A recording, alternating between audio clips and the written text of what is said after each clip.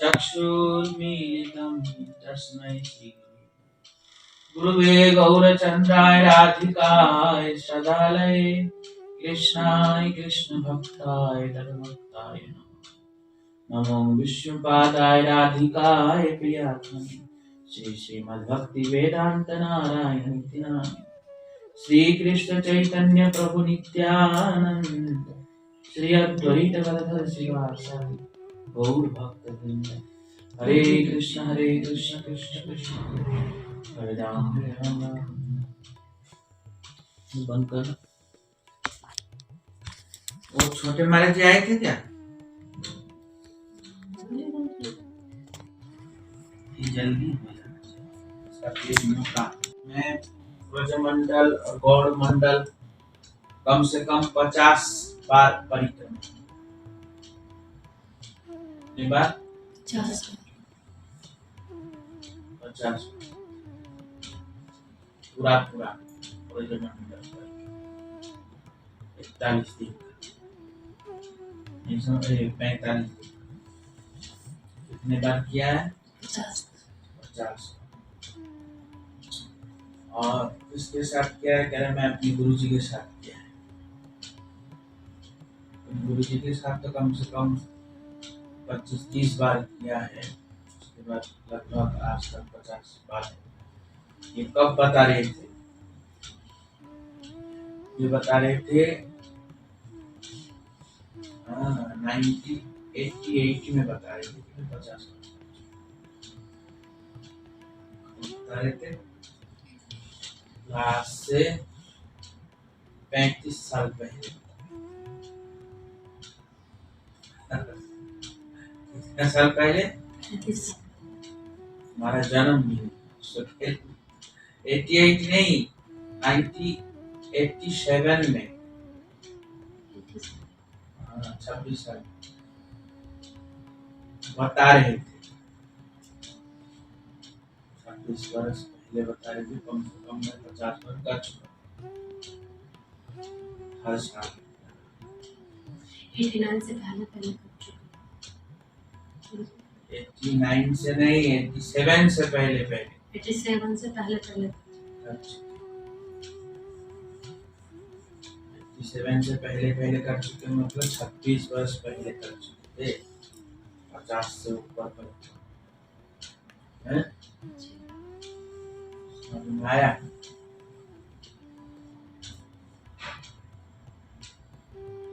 कह रहे हैं गुरु जी की ब्रजमंडल परिक्रमा कर ये ग्रंथ छापने के लिए बहुत परिश्रम किया। कई बार हो नहीं पाया। अस्वस्थ हो गया था बीच में, पूरा नहीं हो पाया था। फिर गुरुदेव कह रहे हैं मैं जगन्नाथपुरी गया, वहाँ सिद्ध बकुल और स्थानों में जाके प्रार्थना किया कि आप अपना परिक्रमा को प्रकट करिए। जब जाके हमारे गुरुदेव के और इन सभी वैष्णव आचार्यों का आशीर्वाद से ये ब्रजमंडल परिक्रमा आ चुका। और बहुत परिश्रम से मैंने ये लिखा। उनके कर कमलों में जिनके हमारे गुरु जी अपने गुरु जी के लिए थे। समझ में आया? गुरु जी कह रहे हैं मैं एक तिनका हूँ, मेरे अंदर कोई शक्ति नहीं। हमारे गुरु जी ये मेरे गुरु जी का प्रकाश है। कहने की तात्पर्य क्या है? ऐसे उन्नत भक्त जो होते हैं उनके अंदर ऐसा जिनका स्वाभाविक होता है।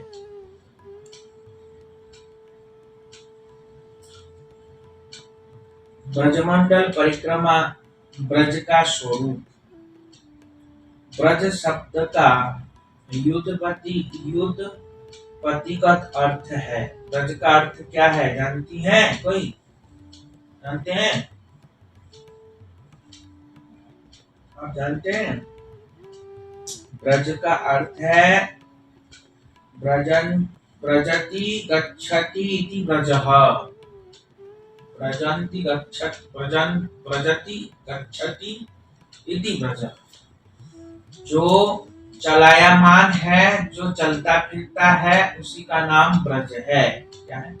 जो चलता फिरता है उसी का नाम ब्रज है। ये संस्कृत का अर्थ क्या होता है? ब्रज का मतलब चलना। क्या कहते हैं? अहम त्वं सर्व पापेभ्यो माम एकम शरणम ब्रज। जो मेरे पास आता है, ब्रज के मतलब, जो मेरे पास आता है। ब्रज के मतलब आता है, मतलब चलता है। समझ में आया? ब्रज का मतलब क्या होता है? आता है। आता है, चलता है, चलना फिरना, इसको ब्रज कहते हैं। क्या कहते हैं? ब्रज। तो ब्रज धातु से, द्विज धातु से ब्रज बनता है, इसलिए ब्रजति गच्छति इति ब्रजः। जो ब्रज चलता है फिरता है, उसी का नाम ब्रज। कहने की तात्पर्य, ब्रज कोई साधारण मिट्टी का बना हुआ एक धरती नहीं है, वो चिन्मय धाम है। क्या है? चिन्मय धाम, इसलिए वो धाम चलता फिरता है। क्या है? वो धाम चलता फिरता है। इसलिए नंद बाबा अपनी गौओं, बछड़ों, परिवार और परिकरों के साथ जिन जिन स्थानों पर निवास करते थे, वह स्थान ब्रज कहलाता। अब नंद बाबा अपने बछड़े, गौओं और परिकरों के साथ, मतलब स्वजन परिवार, गांव बस्तियों के साथ जिस जिस स्थान पे नंद बाबा वास किया, उस स्थान को ब्रज कहते हैं। नंद बाबा कहाँ कहाँ वास किया? गोकुल में, वृंदावन में, नंदगांव में, ये सब जगह में नंद बाबा वास किया ना, इसलिए इस स्थान को क्या कहते हैं? ब्रज कहते हैं। इसलिए ब्रजंती गावः यस्मिन् नीति ब्रजः, अर्थात जहाँ गोपाल, गोप और गोपियां विचरण करती हैं, उसका नाम ब्रज है। कितना अर्थ बता दिया? क्या समझ में आया? चुंगा कर। गोप, गोपी, गोपाल, गाय जहाँ विचरण करती हैं, वो ब्रज है। गो मतलब गाय, गोपाल मतलब कृष्ण, गोप मतलब सखा, और गोपियां मतलब गोपी। गोप में सब आते हैं। नंद बाबा भी गोप है, सखा भी गोप, और गोपी में सब आती हैं। यशोदा मैया भी गोपी हैं, और गोपियां भी गोपी हैं। समझ में आया? इसलिए जहाँ ये सब लोग वास करते हैं, उसका नाम ब्रज है, उसे ब्रज कहते हैं। विशेष रूप से स्वयं भगवान ब्रजेंद्र नंदन श्री कृष्ण की विहार भूमि को ही ब्रज है। कृष्ण का जो विहार भूमि होता है, विहार मतलब विचरण भूमि, खेलने कूदने का जो भूमि है, उसी का नाम ब्रज है। इस ब्रज में अखिल रसा मृत मूर्ति ब्रज बिहारी श्री कृष्ण अपनी राधिनी शक्ति के सार महाभाव स्वरूपा श्रीमती राधिका एवं स्वपरिकर के साथ नित्य विहार करते। यहाँ कृष्ण नित्य विहार ब्रज, स्वपरिकर के साथ नित्य विहार। नित्य विहार मतलब हमेशा से विहार करते। ये नहीं अभी नहीं है, ऐसा नहीं, अभी भी कृष्ण वहाँ विहार करते हैं। जहाँ उनकी परम रसमयी रास एवं अन्य अन्य क्रीड़ाएं नित्य लीला सदैव गतिमान रहती है, यह ब्रज रसपूर्ण संकेतों और संदेशों की स्थली है। श्रृंगार रस किसको कहते हैं? मधुर रस। इतने दिन से हम सुन रहे हैं ना। श्रृंगार रस का मतलब क्या है? मधुर। श्याम रस का मतलब भी मधुर रस होता है। समझ में आया? श्रृंगार रस का मतलब है मधुर। मधुर रस का मतलब क्या? गोपियों का जो कृष्ण के प्रति भाव है, या कृष्ण का जो गोपी के प्रति भाव। कौन गोपी? राधा रानी इत्यादि जो गोपियां हैं, उन गोपियों के प्रति जो भाव होता है उसको कहते हैं श्रृंगार रस या मधुर रस। ठीक है? तो इसलिए श्रृंगार रसों के जहाँ संकेत मिलता है, जो संकेत स्थली है, उसको ब्रज कहते हैं। यही नहीं, यहाँ आदि पुरुष श्री गोविंद का अपनी स्वरूप भूता गोपांगनाओं के साथ सरस विहार विलास सदा सर्वदा गतिमान रहता है। वो कांताओं के साथ, गोपी कांताओं के साथ, कृष्ण अपनी गोपियों के साथ क्या करते हैं? अपने कांताओं के साथ हमेशा सरस गतिमान रहता है। सरस गतिमान रहता मतलब जो मधुर रस का आस्वादन कृष्ण हमेशा वृंदावन में करते हैं, जहाँ उस विहार का न आदि है न अंत है।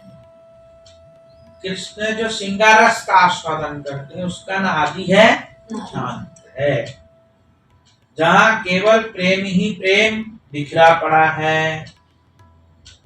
वृंदावन में क्या है? केवल प्रेम ही प्रेम बिखरा पड़ा है, और उस प्रेम के समुद्र में उन्नत उज्जवल प्रणय रस सदा उच्छलित होता है, उद्भासित होता है। उच्छलित उद्भासित मतलब उछलता है। जहाँ क्या होता है? प्रेम समुद्र में उन्नत उज्जवल प्रणय उछलता है, वही ब्रज है जिसमें रस ही रस है, तथा रसिक भावुक जन इन रस का निरंतर आस्वादन करते हैं। जहाँ रसिक भक्त लोग निरंतर इन रसों का आस्वादन करते। कौन से रसों का? कौन से रसों का आस्वादन करते हैं रसिक भक्त? श्रृंगार रस का आस्वादन करते हैं। राधा कृष्ण के श्रृंगार रस लीला का जो आस्वादन करता है वो स्थान ब्रज है, ऐसा कह रहे हैं। और भागवत में एक श्लोक आता है 10वें स्कंद में 44वां अध्याय में 13वां श्लोक। क्या कह रहे हैं? कि पुण्यावत ब्रज भूव यदयं नृलिङ्गगूढः पुण्यपुराणपुरुषो वनविचित्रमल्यः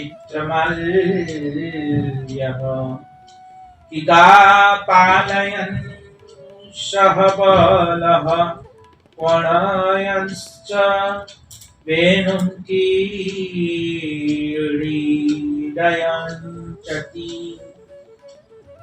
गिरि अत्र रमार्चितांघ्रि।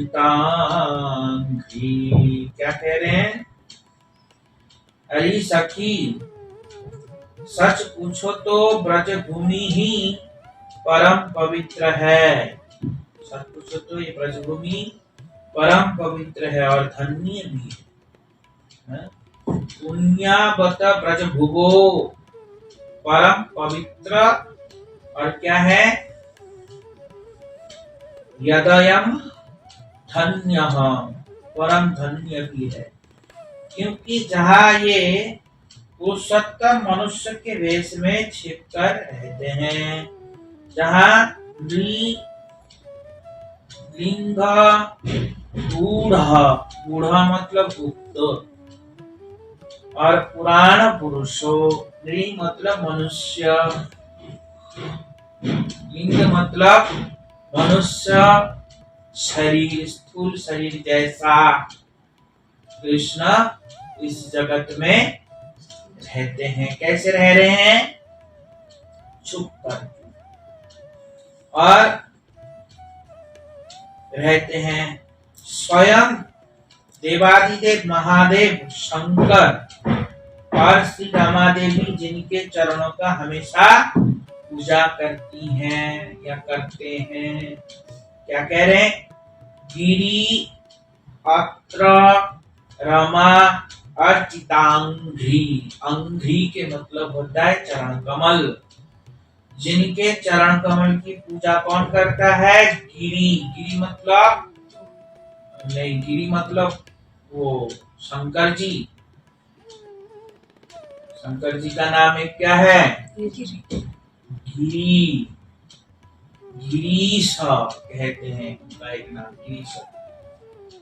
गिरीश मतलब जो हिमालय के ये जो कैलाश के ऊपर रहता है वो गिरीश है। समझ में आया? तो गिरीश मतलब गिरी अत्र रमार्चितांघ्रि। गिरी अत्र रमार्चितांघ्रि, जहाँ गिरी मतलब शंकर जी और रमा देवी जहाँ श्री कृष्ण के चरणों की आराधना करते हैं, वे ही प्रभु यहाँ रंग बिरंगे पुष्पों की माला धारण किए हुए, कैसे पुष्प धारण? वन चित्रमाल्य। वन चित्रमाल्य भगवान कैसे वनमाला धारण किया? वन चित्रमाल्य। चित्र मतलब बहुत सुंदर सुंदर प्रकार के फूलों के माला, वनमाला पर।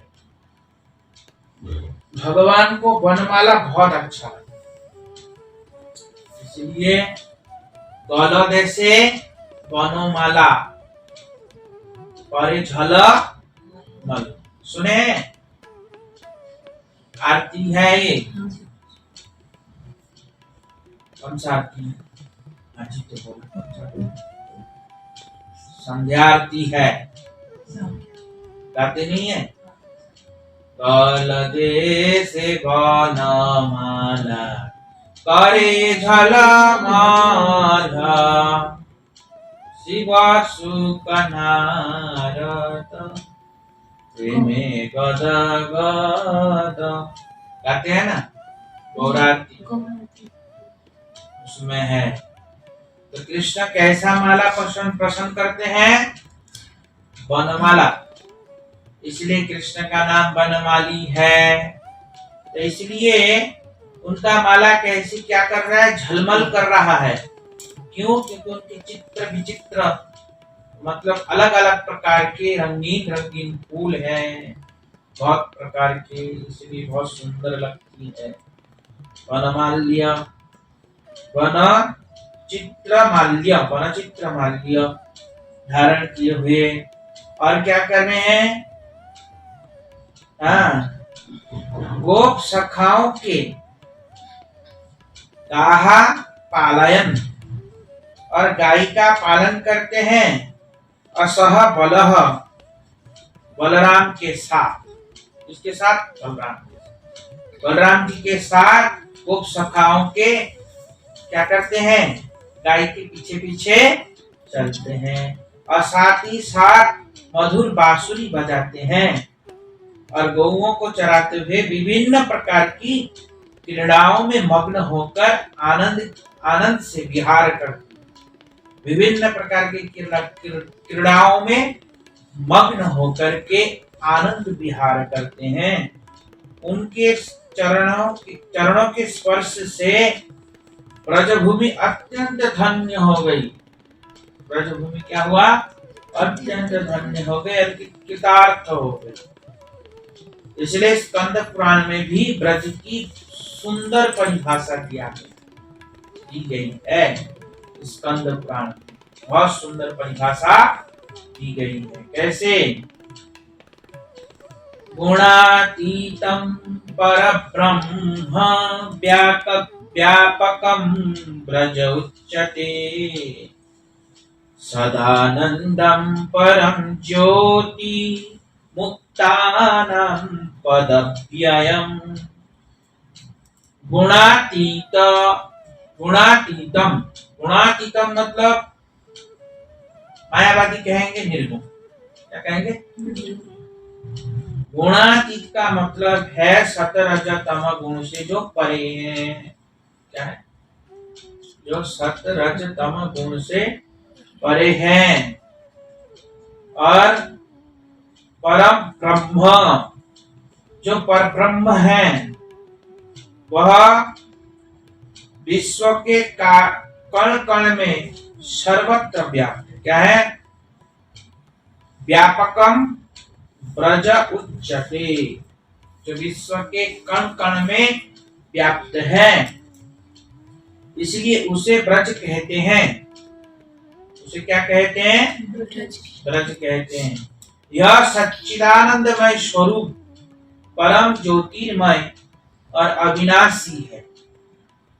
जीवंत मुक्त परम रसिक ही इसमें वास करते हैं। तो क्या कह रहे हैं?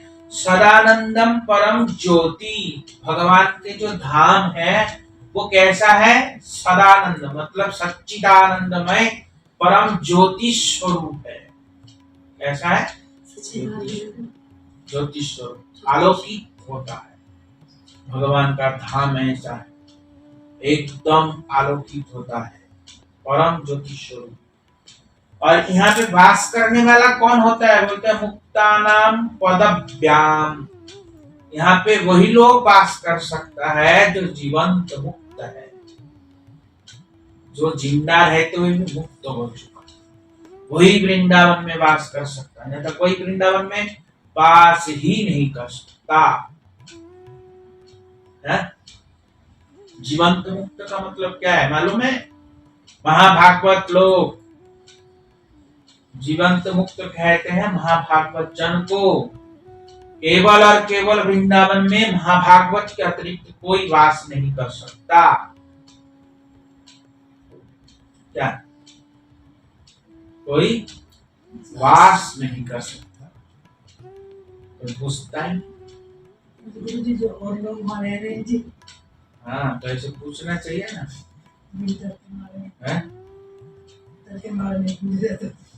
जो और लोग रह रहे हैं वो वृंदावन में नहीं रह रहे हैं, तो कहाँ रह रहे हैं? जीव गोस्वामी पाद कहते हैं वृंदावन हो चाहे नवद्वीप हो, धाम में तो केवल कृष्ण भक्ति ही वास कर सकता है, अन्यथा कोई वास ही नहीं कर सकता। तब उन्होंने जीव गोस्वामी पाद ने प्रश्न पूछा, क्योंकि जीव गोस्वामी पाद को नवद्वीप का परिक्रमा कौन कराया था? हम लोग जो नवद्वीप परिक्रमा करते हैं किसके अनुसार करते हैं मालूम है? ये परिक्रमा नित्यानंद प्रभु ने कराया था। किनसे? जीव गोस्वामी पाद को लेकर के करा था उन्होंने परिक्रमा, इसलिए हम लोग उन्हीं के अनुसार परिक्रमा करते हैं, नित्यानंद प्रभु के अनुसार।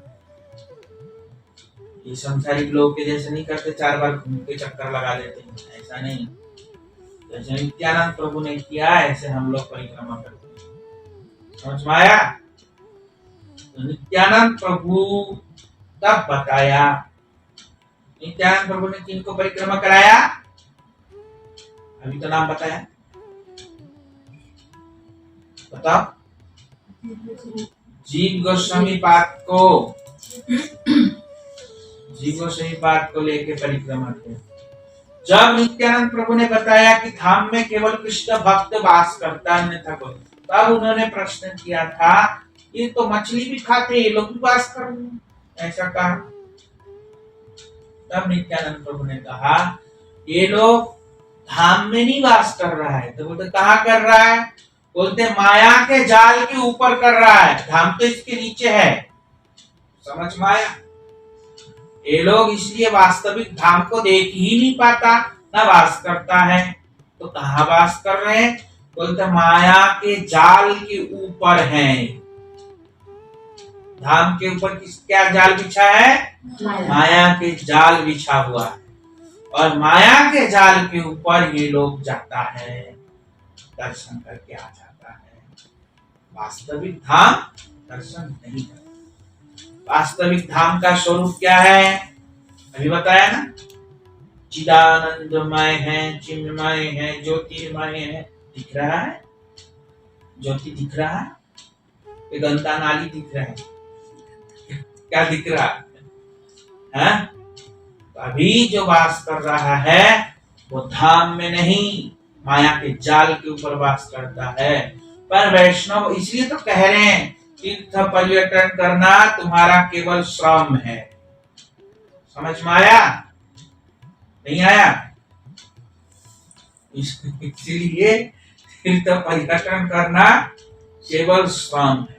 इसलिए वैष्णवों के साथ जाने से तब वास्तविक धाम का दर्शन होता है। किसके द्वारा? किसके द्वारा होता है? कानों के द्वारा। किसके द्वारा होता है? कानों के। वैष्णव बताते हैं ना, जिस स्थान पे ये लीला हुआ था तो उस समय हम उस लीलाओं को चिंतन करते हैं, तब हमारा वास्तविक धाम दर्शन होता है। नहीं तो ऐसे जाओ और घूम के आ जाओ, पिकनिक करके। धाम में तो गए, पहले मना कर दो धाम में। क्या समझ में आया? आया कुछ समझ में? तो इसलिए वो धाम है हमारे लिए नहीं। क्यों नहीं है? क्योंकि हम वो चिदानंदमय धाम देख नहीं पा रहे हैं, अभी माया के जाल के ऊपर। इसलिए कह रहे हैं यहाँ वास कौन करता है? मुक्तानाम पदभ्याम। केवल मुक्त लोग ही वास कर सकता है धाम में, अन्यथा कोई वास नहीं कर सकता। कौन लोग वास करेगा? महाप्रभु, जो कृष्ण भक्ति से रचा पचा है, केवल वही लोग वास कर सकता है धाम में, अन्यथा कोई वास नहीं कर सकता। ऐसे कह रहे हैं। तो ये शास्त्र के श्लोक है। क्या श्लोक है? कौन से शास्त्र का बताया ना? स्कंद पुराण का श्लोक है। कौन से पुराण का श्लोक है? इसलिए कह रहे हैं सर्वोपरि श्री गोकुल ब्रज लोक धाम, श्री गोलक श्वेत द्वीप वृंदावन नाम। अतः गोकुल और ब्रज, गोलोक तथा वृंदावन को पराईवाची माना गया है। पराईवाची शब्द माना, चाहे आप गोकुल बोलो, चाहे गोलोक बोलो, चाहे वृंदावन, सब एक ही बात। क्या है? जैसे पानी, नीर, अप, ये सब एक ही शब्द है। पराईवाची शब्द पर्यावाची शब्द है। ये क्या है? पर्यावाची शब्द है। उसी प्रकार श्रीमद् महाप्रभु के अंतरंग निजजन श्रील रूप गोस्वामी ने श्री भागवत मृत नामक ग्रंथ में गोकुल गोलोक के संबंध में सब प्रकार की शंकाओं का समाधान करते हुए लिखा है। यतु गोलोक नाम स्यात् तच्च गोकुल वैभवम् तदात्म्य वैभवत् त्वञ्च तस्य तन् महीनोन्नते। अर्थात गोकुल का तदात्म्य वैभव ही गोलोक है। गोकुल का तदात्म्य वैभव ही गोलोक है, और गोलोक गोकुल का वैभव मात्र है। गोलोक क्या है? गोकुल का वैभव मात्र है। इस प्रकार ब्रज का नामांतर ही वृंदावन है। वृंदावन और गोकुल भी है। ब्रज का नामांतर वृंदावन भी है, गोकुल भी है और गोलोक भी है। क्या है? वृंदावन भी है, गोकुल भी है, गोलोक भी है। गोलोक धाम के संबंध में ब्रह्म संहिता में इस प्रकार वर्णन प्राप्त है। गोलोक धाम के संबंध में ब्रह्म संहिता में इस प्रकार वर्णन किस प्रकार है? सहस्त्रपत्र कमलम गोकुलाख्यम महत् पदम तत्कर्णिकार तद्धाम तदंतरांश संभवम। क्या कह रहे हैं? तात्पर्य शब्द का व्यक्त करते हुए कह रहे हैं सहस्त्र सहस्त्र पत्र कमलम, 1000 कमल के पत्र स्वरूप गोकुल है। कैसा है? गोकुलाख्य। अमृत और अभय रूप त्रिपा विभूति स्वरूप महावैकुंठ या परब्रह्म धाम नित्य अवस्थित है। ये कारण जल जो है, कारण नगर मतलब इसके ब्रह्मांड के ऊपर क्या है? कारण जल बताया था ना एक बार। उसके उस पार क्या है? वैकुंठ है। क्या है? वैकुंठ। हाँ, नित्य अवस्थित है। उसके ऊपर अनंत चिद्र विभूतियों से संपन्न परम माधुर्यमय गोकुल और गोलोक को ही अभिन्न मानकर कभी कभी गोलोक को भी गोकुल कहा जाता है। उसके ऊपर क्या है? वैकुंठ से भी ऊपर क्या है? गोलोक है। ये शॉर्ट में बता रहे हैं, बीच में और चीज भी है, और ये शॉर्ट में बता रहे हैं। बीच में क्या है? वैकुंठ के ऊपर बताया मैं बहुत बार। वैकुंठ के ऊपर है अयोध्या धाम, उसके ऊपर है मथुरा द्वारिका, उसके ऊपर मथुरा नहीं, द्वारिका के बाद जगन्नाथपुरी, फिर मथुरा, फिर वृंदावन। समझ में आया? धाम है उसके ऊपर, मतलब गोलोक उसके ऊपर, मथुरा के ऊपर गोलोक। हाँ, तो माधुर्यमय लीलाओं का स्थान है वही धाम वैकुंठ के ऊपरी भाग में गोलोक या गोलोक और नीचे पृथ्वी लोक में गोकुल कहते हैं। जो उस लोक में है वहां क्या कहते हैं उसको? वो इस नीचे जो लोक है यहाँ पे, इसको तो गोकुल कहा जाता है, पर उधर उसको क्या कहते हैं? गोलोक कहते हैं। तो गोकुल के रूप में दिव्यमान है। पृथ्वी लोक में किसके नाम से विद्यमान है? गोकुल के रूप में। श्रील सनातन गोस्वामी पाद ने भी सर्वशास्त्र मीमांसा रूप बृहद भागवत मृत ग्रंथ में लिखा है कि यथा क्रीडति तद्भूतौ भूमौ गोकुले के अपि तथैव सः अथ ऊर्ध्वतया भेदो अनयो कल्पित केवलम। क्या कह रहे हैं? प्रपंच स्थित गोकुल में श्री कृष्ण जैसी लीलाएं करते हैं, गोलोक में भी वैसी क्रीड़ाएं करते हैं। ये नहीं कि कृष्ण यही लीला किया, उधर लीला होता नहीं, उधर भी लीला होता है और इधर भी होता है। जैसी लीला यहाँ किया है ना, ठीक ऐसा ही लीला उधर भी करते हैं। गोलोक और गोकुल में कोई भेद नहीं है। भेद केवल इतना ही है कि एक सर्वध्व लोक के ऊपर में विराजित है, दूसरा भूलोक में गोकुल के रूप में प्रकटित है। एक सर्व ऊर्ध्व लोक मतलब सबसे ऊपर विराजित है, और दूसरा क्या है? इस भूलोक में प्रकटित, मतलब एक वृंदावन यहाँ जब जाते हैं यहाँ प्रकटित। इसलिए दोनों में कोई अंतर नहीं, उसी का ही वैभव ये वृंदावन गोलोक धाम मतलब वृंदावन ब्रजभूमि, इसका वैभव गोलोक का ही वैभव। तो इसलिए उसमें और इसमें कोई अंतर नहीं है। श्री अजीत गोस्वामी पाद भी कृष्ण संदर्भ में गोलोक को वृंदावन का प्रकाश माना है। गोलोक को किसका प्रकाश माना है? वृंदावन का प्रकाश। वृंदावनस्य प्रकाश विशेषो गोलकत्वम् तत्रा प्रापञ्चीको लोक प्रकट लीलावकारत्वेनाव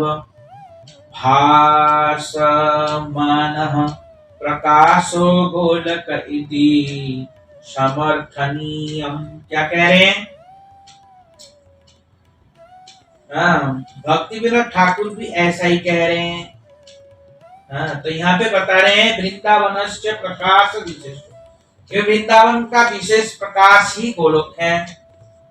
वृंदावन से जो प्रकाश निकलता है उसका नाम गोलोक। और गोलोकत्वम तत्र प्रपंचीक गोलोक प्रकटम। गोलोक का वैभव प्रकाश ही इस प्रपंच जगत में क्या नाम है इसका? गोकुल है। लीला वकारत्वेन भावना समनः। जो लीला करते हैं एक जैसा ही है। ऐसा जैसे गोलोक में लीला करते हैं ऐसे यहाँ प्रपंच जगत में भी ऐसा ही लीला होता है। तो प्रकाश गोलोक इति समर्थनीय, इसलिए गोलोक नाम से प्रकाशित है। तो समर्थ के अनुसार व्यक्ति इसको समझ पाता है। इसके अनुसार सामर्थ्य के अनुसार। कैसा सामर्थ्य? जिसके अंदर जैसा भक्ति है उसी के अनुसार वो समझ पाता है। इसमें कह रहे हैं भक्ति विनोद ठाकुर क्या कह रहे हैं? पारिक्या भावे अति रसेर उल्लास ब्रज बिना इहार अन्यत्र नहीं वास। जो पारिक्या रस है, क्या है? पारक्या जो रस है, अति रसेर उल्लास, सर्व रसोत्तम रस है पारक्या रस। पारक्या रस किसको कहते हैं? हमने 1000 बार बता दिया। बोलो पारक्या रस किसको कहते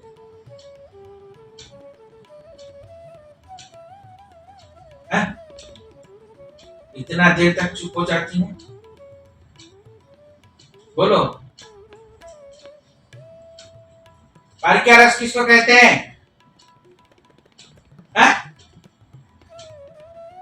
इतने दिन से बता रहे हैं पारक्या भाव समझ में नहीं आ रहा।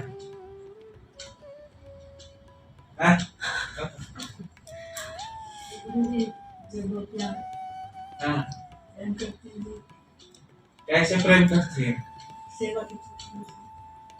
मतलब कैसा? पारक्या किसको कहते हैं? शौकिया किसको कहते हैं? शौकिया मतलब इसमें कोई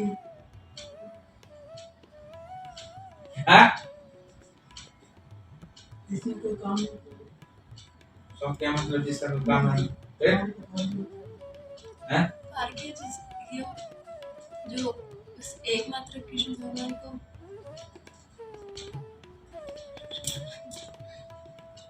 नहीं याद है? ये मेन बात है, इसको याद नहीं रखेंगे तो कैसे काम चलेगा? मुझे पता है लेकिन बोला नहीं चला। स्वक्या कहते हैं जिनके साथ शादी होता है उसको स्वक्या कहते हैं। 1000 बार बोला नहीं? जिसकी शादी हो गई थी कृष्ण से प्रेम करती हो, फिर पार की भाषा। जिसका शादी नहीं होता है कृष्ण से प्रेम करते उसको पारक्या कहते हैं। कहाँ बोली हुई? मैं बोलती थी शादी और किसी से होती, प्रेम कृष्ण से। हाँ, ये बोल रही उसको पारक्या भाव कहते हैं। ब्रज में ये भाव सर्वोत्तम भाव है। क्या है? इसलिए कह रहे हैं पारक्या भावे अति रसे उल्लास। पारक्या रस जो है सर्व उत्तम रस है। ब्रज बिना इहार अन्यत्र नहीं वास। ये ब्रज के अतिरिक्त कहीं भी ये लीला होती नहीं। समझ में आया? मतलब वृंदावन छोड़ के ये जो पारक्या भाव लीला ये कहीं होती ही नहीं। किसी धामों में भी नहीं होती। अन्य जगह की तो दूर की बात है, किसी धामों में भी नहीं होती। ऐसा कौन कह रहे हैं? भक्ति विनोद ठाकुर कह रहे हैं। इसलिए गोस्वामियों ने ब्रज बिहार को ही नित्य माना है। नित्य चिन्मय धाम गोलोक के नितांत अंतरंग प्रकोष्ठ का नाम ही ब्रज है। गोलोक का अत्यंत अंतरंग प्रकोष्ठ जो है, प्रकोष्ठ मतलब स्थान। प्रकोष्ठ का मतलब क्या होता है? स्थान। गोलोक का जो अत्यंत अंतरंग प्रकोष्ठ है उसी का नाम ब्रज है। समझ में आया? उसी का नाम क्या है? ब्रज है। जिस प्रकार से प्रपंच अवतार में भौम वृंदावन में श्री कृष्ण की लीलाएं हुई है, सर्व ऊर्ध्व लोक नित्य धाम ब्रज में भी उसी प्रकार लीलाएं नित्य विराजमान। जिस प्रकार कृष्ण यहाँ लीला करते हैं, उसी प्रकार सर्व ऊर्ध्व लोक मतलब ऊपर जो लोक है, ऊर्ध्व का मतलब क्या है? ऊपर। ऊर्ध्व का मतलब क्या है? ऊपर। संस्कृत में ऊर्ध्व कहते हैं। तो ऊर्ध्व लोक में जो विराजित है ब्रज, वहां भी ऐसा ही लीला होता है। इसलिए ब्रज में पारकिया रस की नित्य स्थिति है। मतलब गोलोक वृंदावन में पारकिया रस का नित्य स्थिति है, मतलब हमेशा होता है। श्रील कविराज गोस्वामी ने चैतन्य चरितामृतादि लीला तृतीय परिच्छेद में कहा है, अष्टाविंश चतुर्युगे द्वापरे शेषे ब्रजेर सहित है कृष्णेर प्रकाशे। कृष्ण कब आते हैं? तो बता रहे अष्टाविंशत कलयुगो, 28वां चतुर्युग के संध्या काल में, नहीं 28वां चतुर्युग के लास्ट काल में कौन आता है? कृष्ण आते हैं द्वापर में। द्वापर के शेष में कृष्ण आते हैं। जब द्वापर खत्म होने वाले होते हैं तब कृष्ण आते हैं। किस समय? 28वां चतुर्युग में। संज्ञा नहीं, 28वां चतुर्युग में अंत में, द्वापर के अंत में आते हैं। किसमें आते हैं? हर बार कृष्ण 28वां चतुर्युग में ही द्वापर के अंत में आएंगे। हर बार स्थिति होता है। वो 28 को छोड़ के 23वें में नहीं आएगा। समझ में आया? तो कृष्ण इस बार कृष्ण आया, हर द्वापर में कृष्ण नहीं आता। समझ में आया? हर द्वापर में कृष्ण नहीं आता। ब्रह्मा जी के ये एक दिन के 28 बार द्वापर निकल गया। कितनी बार द्वापर निकल गया? 28 बार निकल, पर 28वें द्वापर में ही कृष्ण आता। कौन से द्वापर में आता है? 28वां द्वापर में कृष्ण। और 28वां कलियुग में ही महाप्रभु आते। कृष्ण आने के बाद ठीक फिर महाप्रभु आते हैं 28वां कलियुग। समझ में आया? मुझे वो ब्रह्मा के 28वें उसको समझ में नहीं आया। ब्रह्मा जी के एक दिन में भगवान के 24 अवतार हो जाता है। ब्रह्मा जी के एक दिन,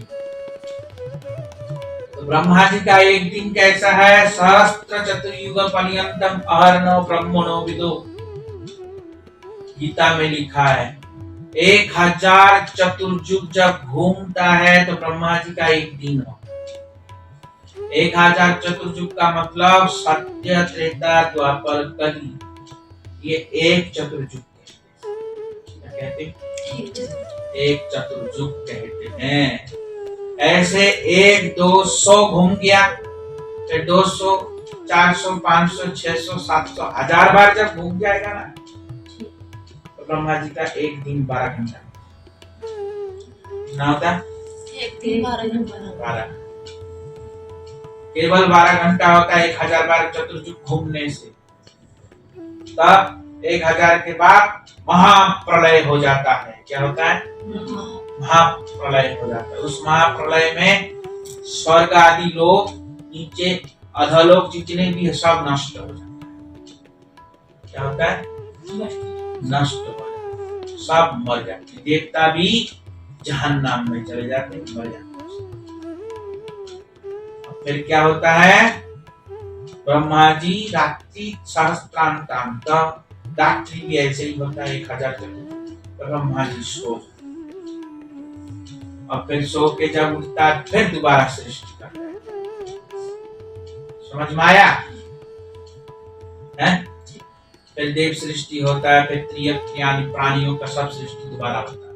अभी ब्रह्मा जी स्वयं नहीं, अभी जाग रहे हैं। सो जाते तो हम कैसे जिंदा रहते?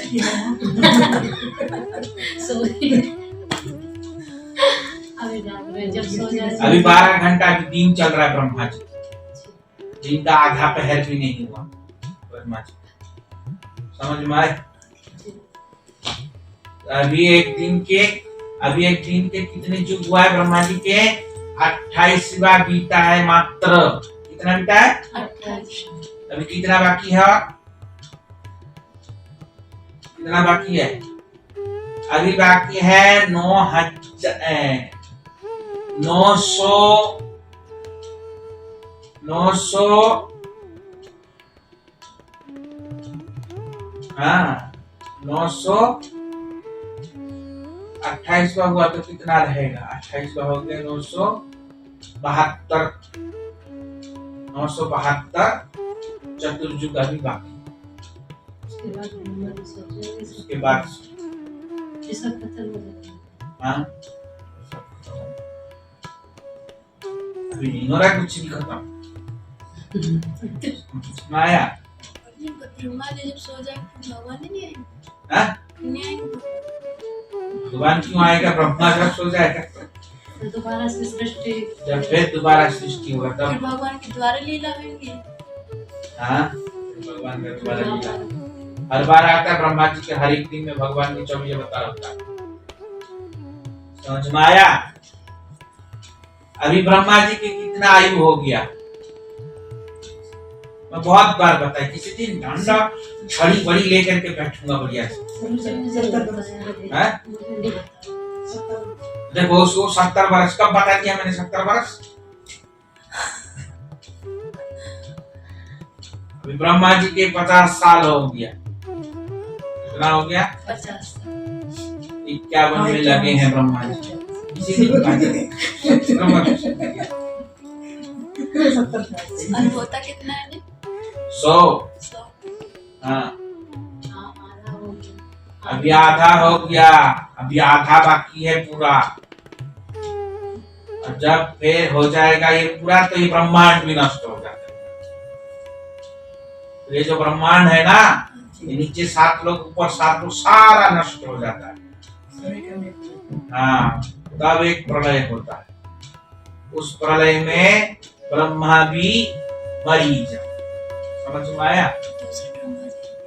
दूसरे ब्रह्मा अगर कोई भक्त हुआ तो भगवान के वैकुंठ लोक में चले जाते हैं सीधा वहीं से, और भक्त नहीं हुआ तो फिर पुनः इस संसार में आएगा दोबारा, जब भगवान फिर सृष्टि करेंगे। ब्रह्मांडों की भी उत्पत्ति होता है ना बार बार। जब ब्रह्मा का 100 साल पूरा हो जाता है तब समस्त ब्रह्मांड नष्ट होकर कहाँ घुस जाता है? भगवान के रोमकूप में घुस जाते हैं। कौन से भगवान?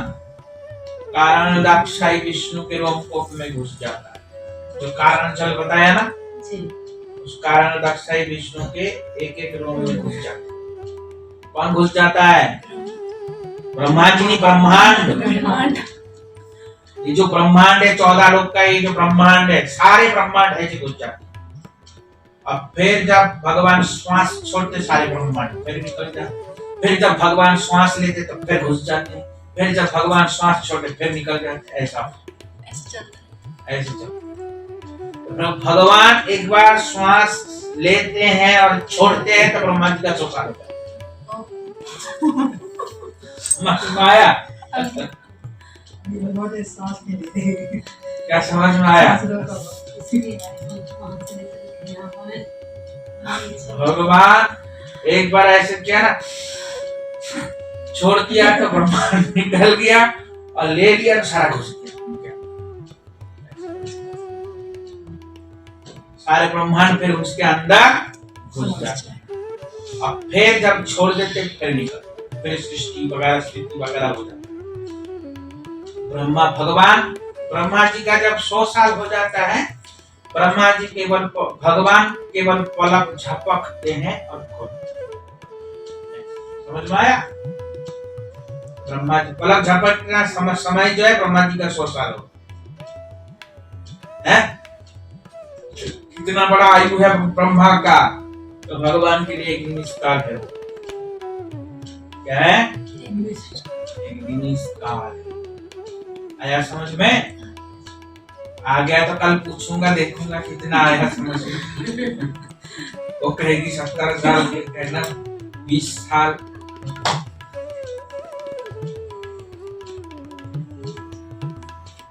भगवान कौन से चतुर्युग में आते हैं? कौन कौन से भगवान आते हैं 28वें चतुर्युग में? द्वापर के अंत में कृष्ण आते हैं और कलियुग के प्रारंभ में महाप्रभु आते हैं 28वें में। द्वापर के अंत में कृष्ण आते हैं और कलियुग के प्रारंभ में शुरुआत में भी महाप्रभु आते हैं। आया समझ में? नहीं आया? ठीक है, पूछूंगा कितना आया है?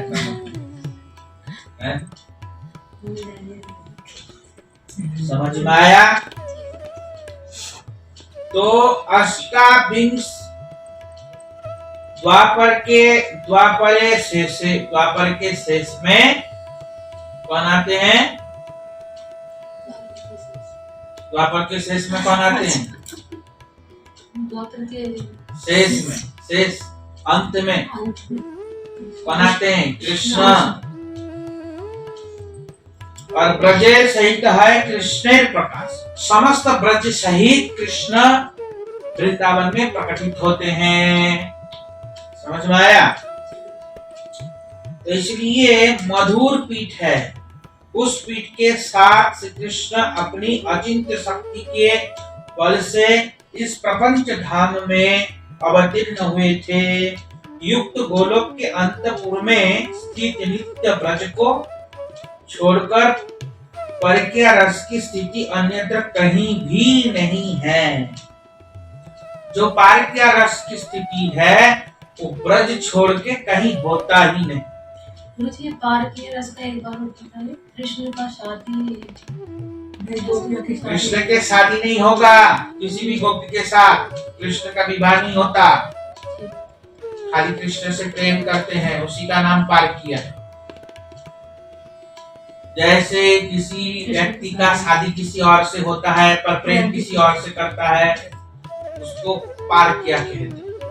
क्या कहते हैं?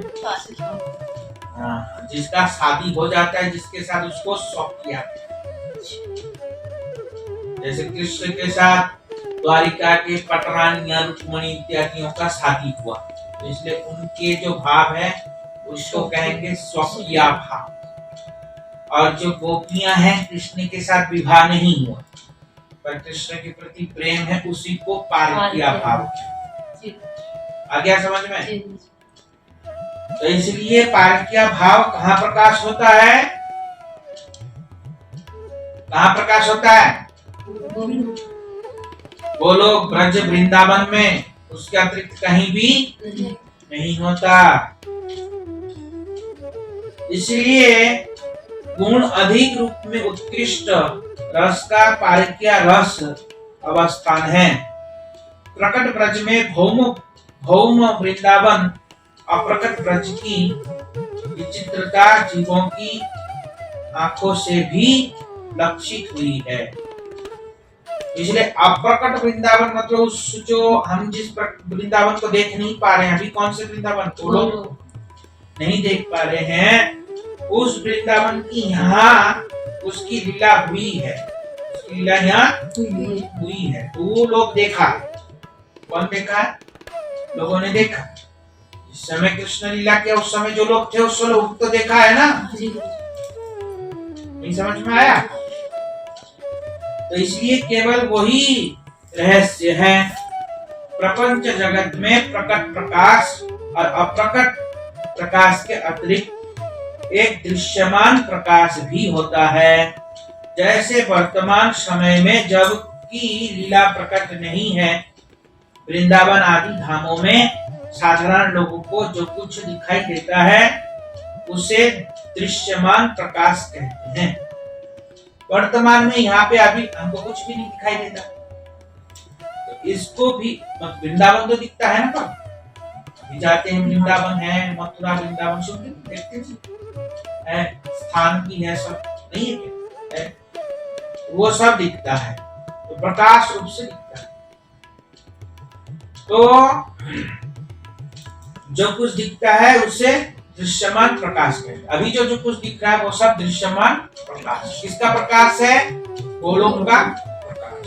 समझ में आया? तो भगवान का धाम कैसा है? यहाँ पे बस श्रिया कांता कांता परम पुरुष कल्पतरो द्रुमा, यहाँ बता रहे हैं जहाँ परम पुरुष ब्रजनंदन श्री कृष्ण ही एकमात्र कांत है। कांत मतलब स्वामी, और उन्हीं की स्वरूप भूता सर्वलक्ष्मी स्वरूपा गोपियां जहाँ कांता है। कांता किसको कहते हैं? गोपियों को कांता स्वरूपा है, जहाँ की प्रत्येक तरु लता चिन्मय कल्पतरु, प्रत्येक लता चिन्मय कल्पतरु। कल्पतरु मतलब जो मांगेंगे वो देगा। वो लता पता के पास भी जो मांगोगे ना वो प्रदान करने में समर्थ। चिन्ह में जो देखने के नहीं, चिन्मय के मतलब जो सब कुछ कर सकता है। चिन्मय के मतलब चिदानंदमय। चिन्मय आत्मा को कहते हैं चिन्मय, जैसे समझ में आया? जो हमेशा से था है रहेगा उसको चिन्मय कहते, जिसकी कभी नष्ट नहीं होता, ना कोई नष्ट कर सकता है उसको चिन्मय। समझ में आ गया? तो इसलिए वृंदावन कैसा है? चिन्मय। उनके लता पता कैसा है? वो भी चिन्मय। आया समझ में? जो कभी नष्ट नहीं होता। कल्पतरु है, भूमि चिंतामणि स्वरूप है, भूमि भी चिंतामणि है, वो भी चिदानंदमय। इसलिए तो चलता है फिरता है भूमि, नहीं तो थोड़ी ना चल पाएगा फिर पाएगा।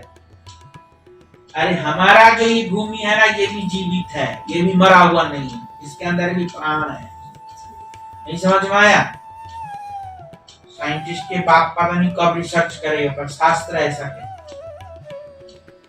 ये भूमि भी मरा हुआ नहीं है, जीवित भूमि है।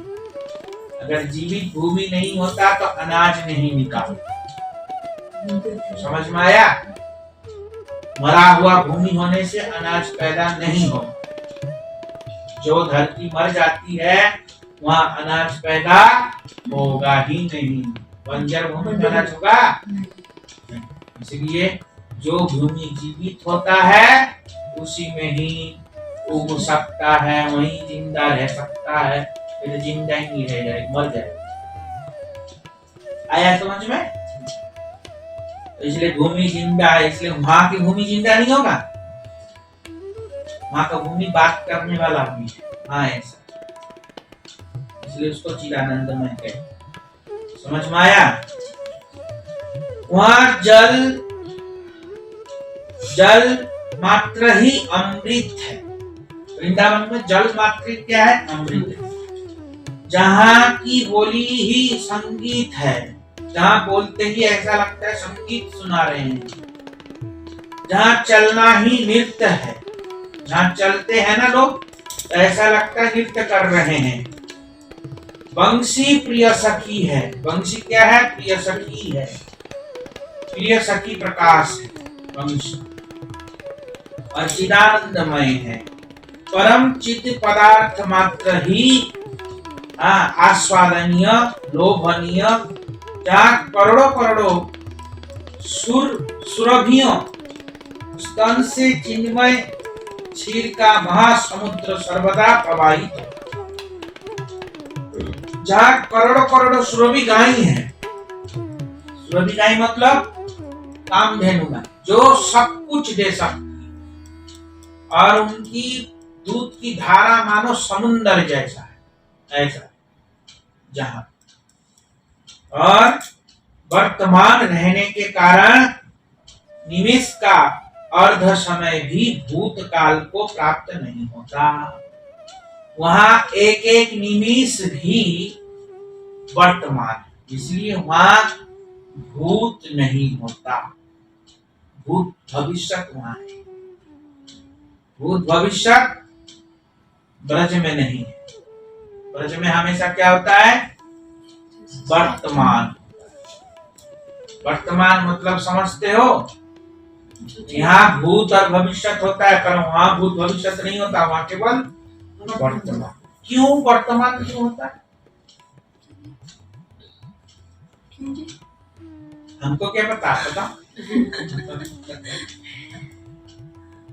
वर्तमान क्यों होता है?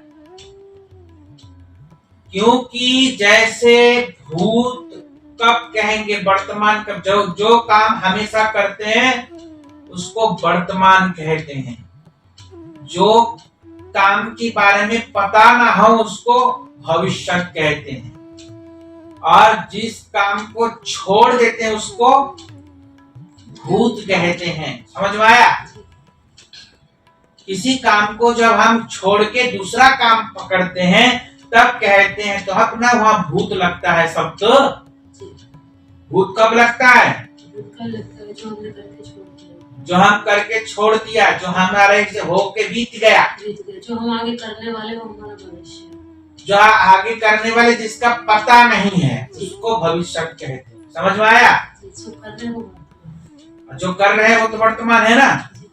आया समझ में?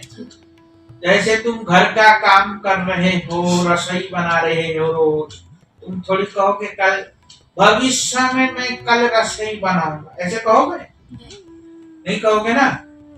जो रोज बना रही है वो थोड़ी कहेगा भविष्य में मैं कल रसोई बनाऊं, ऐसे कहेगा?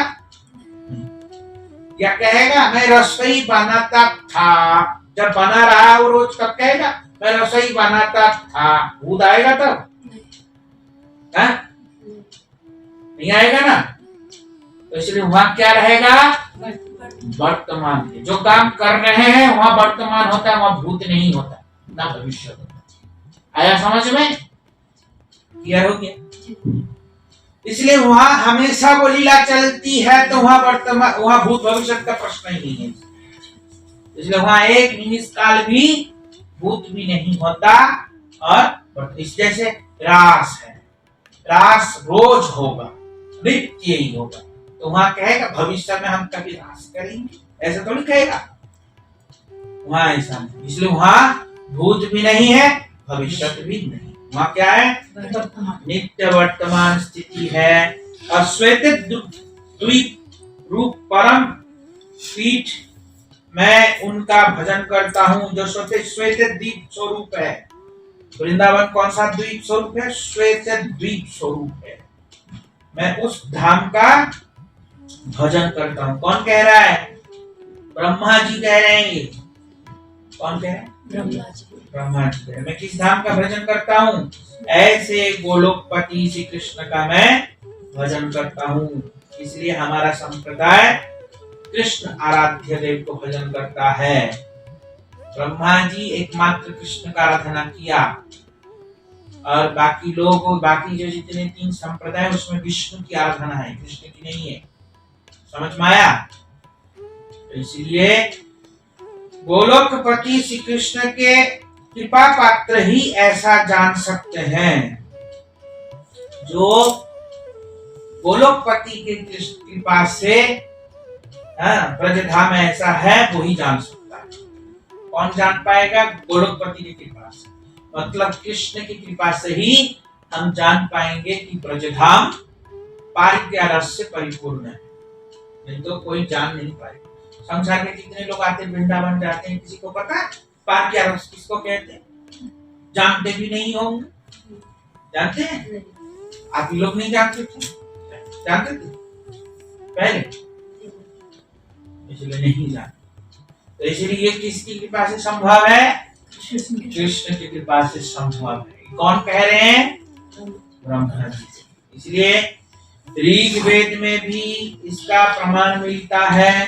तो ये कथा हम बाकी कल, ठीक है? अच्छा लग रहा था? क्यों लग रहा है? है? सुनते सुनते सुनने को मिल रहा है मुझे जो कभी सुना है। सुना नहीं? क्या कथा पहले सुना था हमको पता था। वांछा कल्पतरुश्च कृपा सिंधु